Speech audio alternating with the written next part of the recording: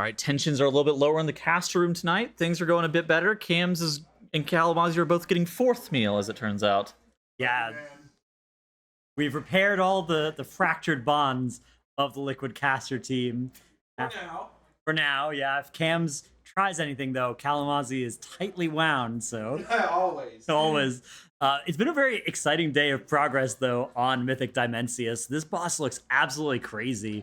The second phase is remarkably difficult. So whenever we kind of left this yesterday, we kind of expected Echo to pass Liquid, maybe even being able to make it into P3. Right, usually there's a leapfrogging overnight. Exactly. So as it turns out, that was made up. Echo ended up making it to roughly the same point that Liquid did. Off the back, I think that we didn't necessarily recognize how good Liquid had been playing. And we have a thing titled Liquid's Heater. Liquid was able to continue to carry that excellent gameplay momentum into today as well, and we're going to talk about some of those pulls today. A lot of different momentum. If you look on the latest updates over here on the left-hand side, three kills even. Oh my god, Pop-Tart Corn Dog. Goodness gracious, what a turn of events for our heroes. But yeah, Liquid and Echo, we kind of expected Echo to be ahead because they were going to have the blueprint for what P2 was going to look like, but P2 just ended up being insane, where the damage check on both the platforms, and particularly Pargoth, was substantially harder than I think that most people ended up realizing, to the point where the comps ended up changing a lot over the last 24 hours. So we've got the Arcane Mages in, which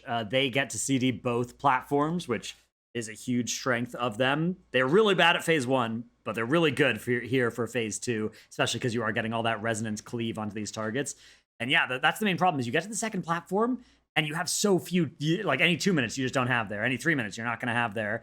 So a disaster. But you can see what phase 3 starts to look like here if you actually can get Pargoth killed off. Here you can see they actually still got the Winds cast starting, right? So this wins. But it's kind of fake, because if you fall off the back, Xalatath is going to save you from, even if you're like way low there, you get brought back up. So you can actually get that Winds cast and survive, and everybody who's still up gets shot into Dimensius, just like on normal and heroic. And the phase actually starts pretty much the same as normal and heroic, right? The boss is stunned for a little bit. It's actually a bigger damage amp. It's a 100% damage amp, but the boss has 17.5 billion hit points for you to chew through. There's a lot of damage that does need to get done here, and classes that can be good into that burn are extra valuable. Yeah, and immediately it starts out, and there's these planets that are dropping from the sky, and you can see right here, every single time they land, the raid just takes a chunk out of their HP, and that's through double anti-magic zone and Devo Aura, so pretty different. I guess they don't have Devo Aura here, but in theory, they should have Devo Aura. Then you get the Dust Agony lines, which is fairly similar to heroic. The main mythic mechanic, though, is the inverse and crushed gravity mechanics, which come out here momentarily. They happen at roughly the exact same time that the tank suck-in happens. In this phase, so how long is this phase supposed to be? 3-minute phase if it's like heroic, which we don't know for sure yet. But here's a big difference as well, is the Devour Cast. You can only have 5 people inside each planet, and each planet that was occupied explodes after each Devour Cast. So you have 8 of them. It means you're going to use 4 pretty much right at the start of the phase, and then another 4 in the middle of the phase, and then at the end of the last Devour, you're going to have nowhere left to hide. So I paused it right here. This is that inverse gravity mechanic. Right. You see it basically It's the same as P2. Yeah, you see it throughout P2, the inverse gravity, the crushed gravity. The difference is it happens once, at least so far that we've seen, once right before a tank suck-in and once right after a tank suck-in from what we've seen before. And that's going to be pretty difficult, but I actually think that that's kind of the least of the worries about this boss. P3 doesn't seem that bad. The hard part is just getting there with any degree of consistency, because P1 wipes are really basically impossible to get rid of, even with Lust and P1. If that has to go off P1, it's going to be nuclear difficulty. Yeah. P2 wipes, very hard to avoid. There's just so many things that can go wrong, even though the second platform is largely deterministic, right? Like you don't, the frontal, like the 3 projectiles are player baited, not tank baited. So there's a little bit of RNG associated with those are aimed. But if you have all 20 people standing in a location where it's not going to be a wipe, then that's also not RNG. This is kind of interesting, because I feel like the last couple of bosses that we've seen that have a similar texture to Dimensius are Jailer and Queen Ansurek.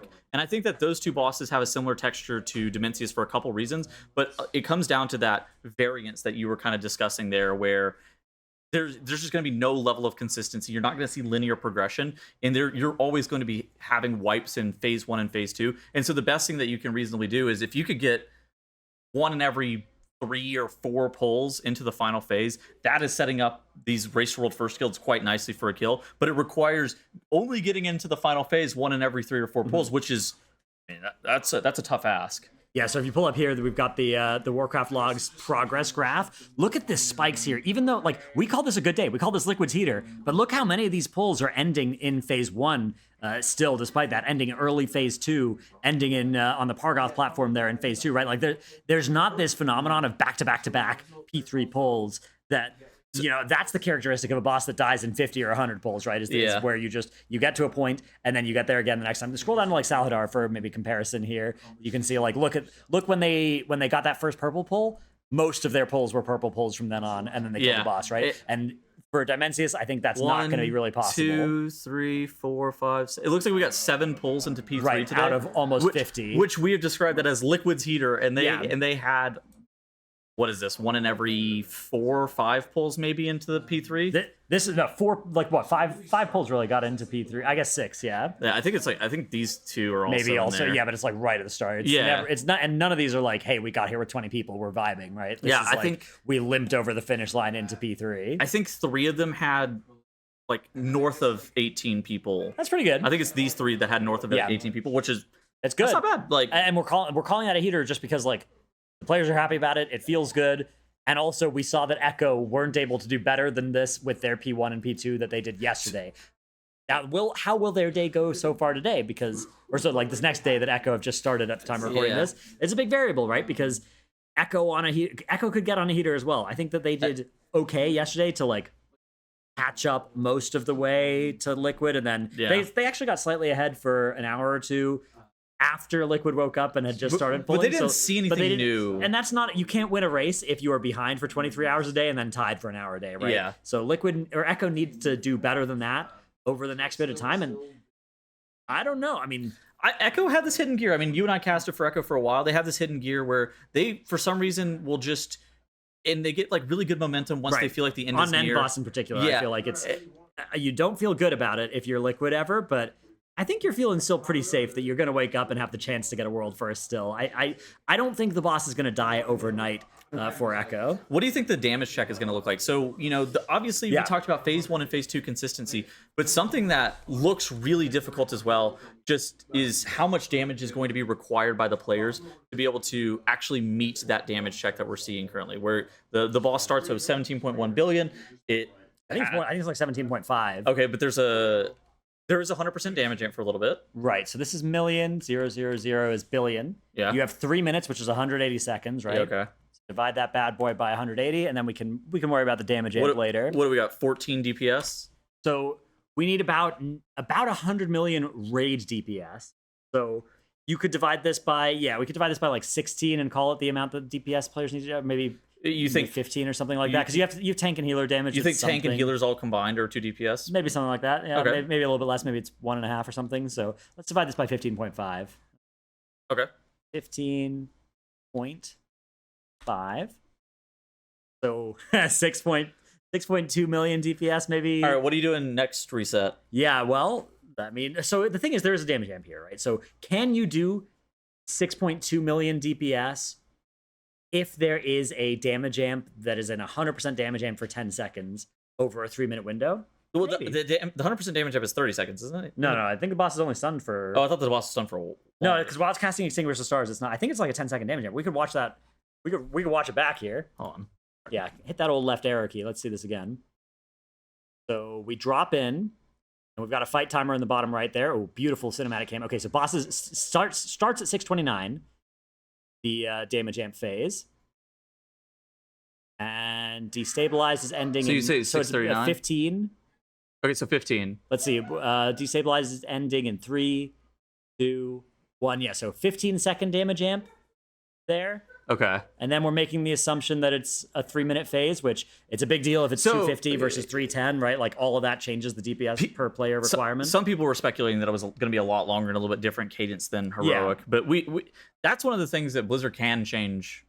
So Ansurek did have 5 seconds added to its Enrage as a sort of stealth nerf before it was killed, where they added in 5 more seconds in the spell queue right at the end of the fight before that last ring would have killed you. That's something that could happen for sure with Dimensius. The last of hour could not start for a little bit longer. That sort of thing is very possible if Blizzard decides they want to nerf it and they don't want the heat from actually posting a nerf. Those are the things that they do without documentation. So yeah, it could happen. Mm-hmm. I think it's going to be tough. I mean, some people are saying this is the hardest boss ever. I don't. I think it's one of those really things where, too early to tell. You know, for its time, for their times, there have been harder bosses than this. Yeah. But objectively, yeah, dude, this is probably the hardest boss of all time.